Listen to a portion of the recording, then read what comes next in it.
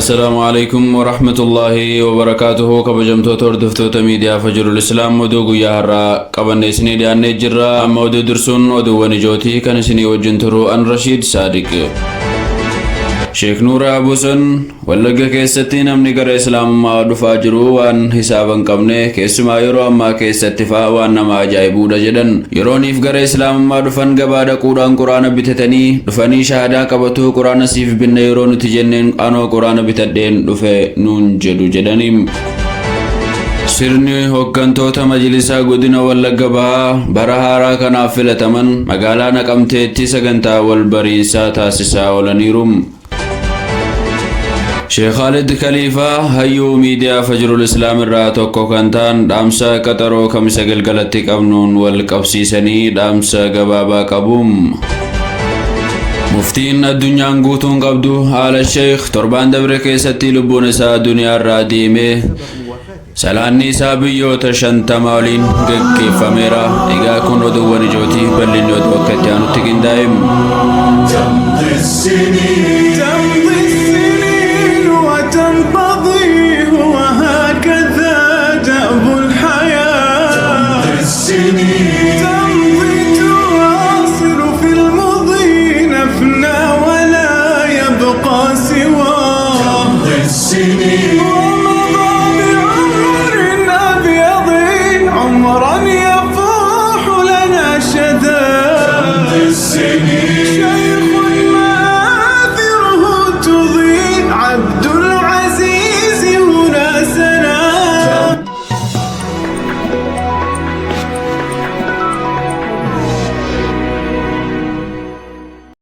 amma garan bal'ina oduutti yoo ceenu Sheekh Nuur Booson godina Wallaggoota afran keessatti haalli namni gara islaamummaa dhufaa jiru baay'ee nama dinqisiisa jedhaniim. Jaalala islaamummaa qabaachuurraa kan ka'e odoo dhufanis inni islaamayn quraana gabaa dhaqanii bitatuum yeroo bitatanii dhufanis shahaadaa qabachuudhaan achumaan barnoota quraanaatti galuum. Jarri kun akka cimanii itti fufuu qabaniif dirijjitiin yookaan jaarmayni islaamaa tokko kan jara kana bira dhaabbatu osoo jiraate dhimmi kun waan cimee itti fufuu natti fakkaata jedhaniim. Na ani faan amma quraana qaraasisaan jedha. Quraanan qaraasuma keessatti ijoolleen wallahi ijoolleen waan nasintiin amma ijoolleen kiristaanaa magaalaa kanatu shaadaan qabatiin quraanni isaa bitama jettee quraana magaalaa kana dhaqxee farangaa isheetiin bitattee uftee dabalatti shaadaa qabattee alan quraanan jedhu ana bitadhee dhufe kannaan jettu fa'aa jira waan ajaa'ibaati wallahi sin ajaa'ibsiisa. Rabbiitti kaa ijoolleen amma shaadaa qabattuun hamma waan jedhamtu miti waan nama quraana baaftee ijoollee nama dhuftee majalisa sheekaa qaraa jirtu wallahi ammatu kaleessa kanatu meemee hammam taatu jettanii harka hedduu keessaa argitu kun silaa gargaarsa barbaada biyya keenya biyya miskiina kana argitan namni waa gochuu illee hin danda'u utuu dirijjiitiin tokko walii galee ijoollee mu'allafaa kana bukkee dhaabbate abdii namatti ho'a amantaan kun amantaa akkanaati jedha inni bakkeellee nama laala waan laalee hawaasni bakkee kun jedhutu nama dhiba jechuudha sababi maaliif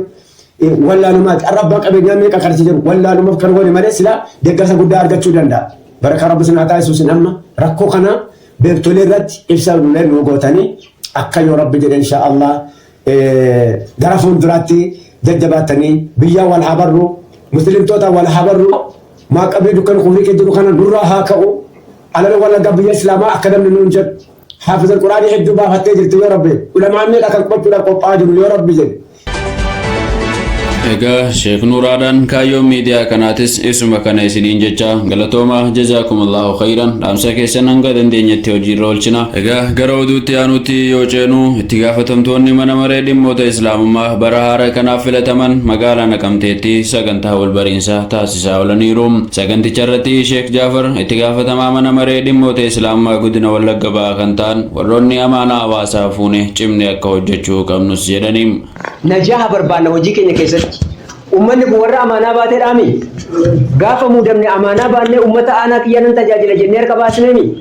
mee lammaffaa amma immoo warra godinaa fuulduratti ani aanaa kiyya hamma rabbi na gargaare nan tajaajila warri jettan harka keessan baase aanaa keenya akka islaamummaatti hin tajaajilaami taarika ni galmeessinaami warra taarika galmeessu rabbi nu haa taasisu warra taarika galmeessu rabbi nu haa taasisu warra daandii galmee irra deemu rabbi taarikaa irra deemu rabbi nu haa taasisu. kanatti aansuudhaan Sheekh Khalid Khaliifaa hayyuu miidiyaa Fajrul Islaam irraa tokko kan ta'an sagantaa kamisa galgala jimaatatti bari'utti qabanneen wal qabsiisanii dhaamsa gabaabaa qabu. Bismillahir Rahmanir Rahim. الحمد لله وحده والصلاة والسلام على من لا نبي بعده وبعد السلام عليكم ورحمة الله وبركاته. أمتك إنك كبجمو في جالتمو أمني ميديا فجر الإسلام جلت أرقمتني في أمني وامتشا ميديا فجر الإسلام الرئيسني في قدم هندي baga jiraattan baga jiraanne baga guyyaa har'aa geenye guyyaa har'aatiin baga rabbi nu gahee isiniin jecha miidiyaan Fajrul Islaam asiin dhaamsa isaa dabarfataa jira asiin dhaamsa isaa geggeeffataa jira waamicha isiniif godhe irratti yaadachiisa isiniif qabatee dhufeera innis yaadachiisa inni qabatee dhufe maali jennaan waamicha guyyaa har'aa waliin qabnu waliif qabnu خمسة قلقلة كانتي أكا ثورة ميديا فجر الإسلام الران والأقرو سنين جنة أمس كينيا دبر فنا بكا جرتنتي أمان ربي سنين جنة نمن سقلين كن ككبي أكا نجلاه نفني أكا نراه نفني أمس ربي كينيا بكا نقهو قمنا ربي كينيا سبحانه وتعالى نيجدا وتعاونوا على البر والتقوى ولا تعاونوا على الإثم والعدوان كرا جنة إسنيف بترت كرا جنة إسنيف أرقم سيس الرت والغرغارة تلتو الرت والغرغارة همتو الرت والغرغاري ناجرة كناف وامتشنو تسنيف قونو قطة دين إسلاماتي فسقلي هاتانو قطة دين إسلاما سقلي تاني في أولها كافنو ميديا هاتانو في أمة سقلين نكت سقلي هاتانو في أمة يروبا يداف ميديا نبي ميديا هاتانو في قاف سقلي